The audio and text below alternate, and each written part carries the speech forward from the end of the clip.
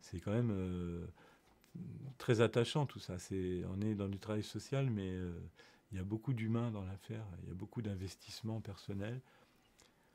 Moi, souvent, fin de journée, là, on est toujours un peu, parce que bon, on est dans une journée un peu continue, on accueille les gens à midi, puis des fois, c'est vraiment, là, ce soir, on s'est quitté avec le SAMU, là, c'est chargé jusqu'au bout, quoi. Et moi, je dis, voilà, très souvent qu'on est entre grosse jubilation, parce que c'est génial, c'est énorme, il se passe des trucs, c'est impensable. Dans la vraie vie, ça n'arrive jamais.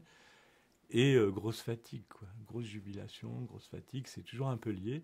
Et puis voilà, ça. J'arrive pas à être fatigué encore, quoi, de cette aventure-là, quoi, parce que c'est vraiment incroyable. Et il n'y a pas que l'aspect humain, etc. Il y a l'aspect d'innovation sociale qui est reconnu aussi. Voilà, bon, je suis pas allé le chercher.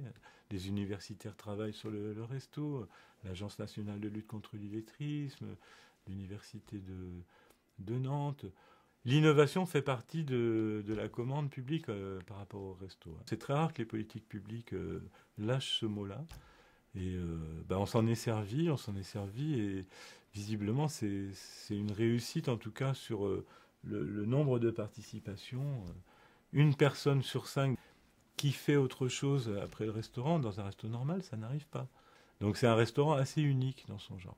Et puis il y a l'équipe sociale qui est devant une aventure professionnelle aussi, quoi. C'est des travailleurs sociaux qui sont des fonctionnaires municipaux qui sont habituellement dans d'autres types de postures, dans la posture dossier justement, qui sont obligés de sortir de cette posture dossier et de travailler, voilà, manger avec son usager. Peu de gens font ça, mais ça change tout en fait.